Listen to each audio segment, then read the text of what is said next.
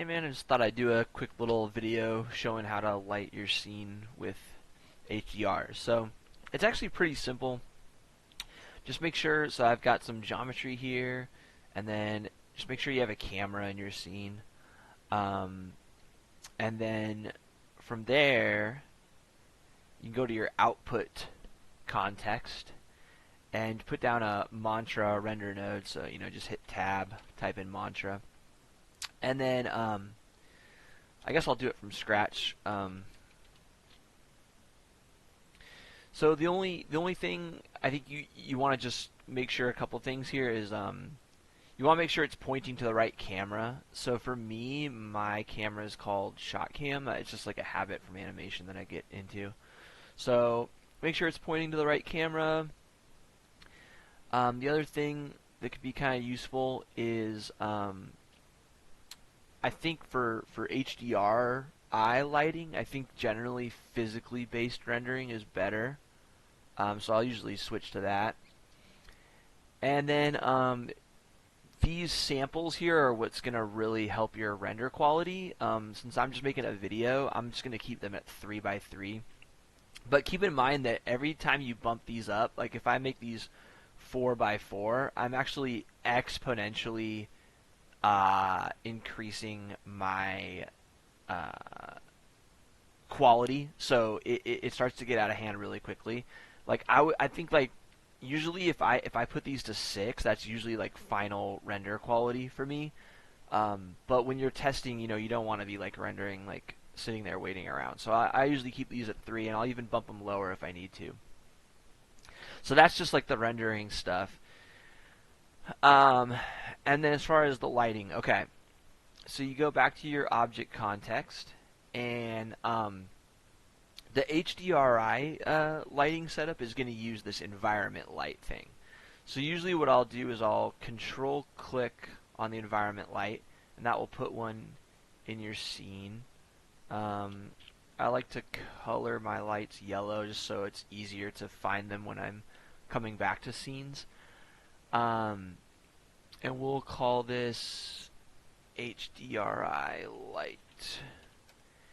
And so it's pretty easy. There's really only two things you have to do. So here where it says environment map, that's where you can feed your HDRI image. So if you click this, you can navigate to where your HDRI file is on your computer. Make sure you have a good high quality one. I have this Luxo Junior one from the kind folks at Pixar were nice enough to release a bunch of HDRIs a couple years ago, and I think they still have them on their website if you need to. But there's plenty of HDRIs out there. But just make sure you're getting a good quality one, because that's important. So we have our HDRI. Hit accept, and I noticed there's like this little bit of this bug here with my scene view, but don't worry about that. It's just like a weird bug. But if I zoom out here, you can kind of see what's happening. This environment light is basically what's gonna light the scene. So here you can see here's the lamp, the Pixar lamp. This was taken on the Pixar campus. You can see there's the ball there and everything.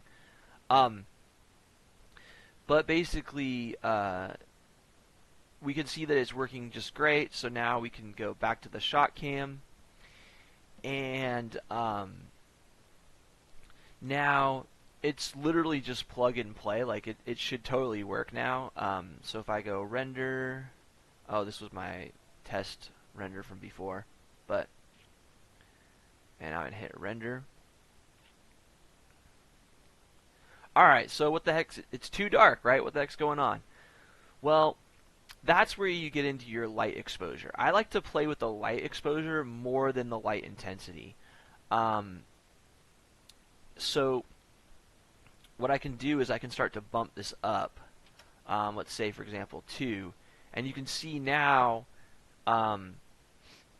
just like a real camera where you increase the exposure, I think you basically increase the sensitivity to the light, so it basically floods the image with more light.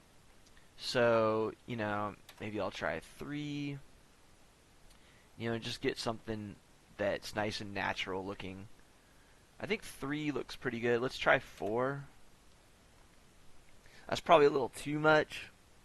So you can always go like 3.5. Split the difference.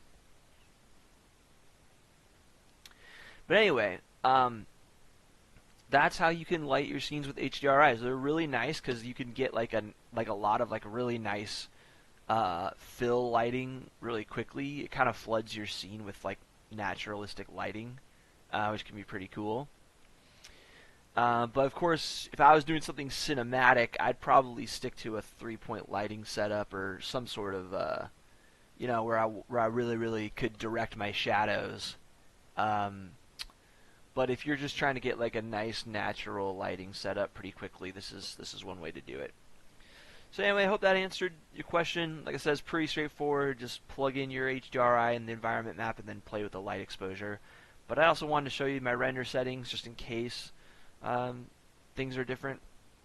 But yeah, it looks like 3.5 was the exact right spot for me. But it's going to be different for you because depending on your HDRI, this is going to change. And if you plug in your HDRI and it's blown out right away, you could even go negative on the light exposure. You can change this to negative.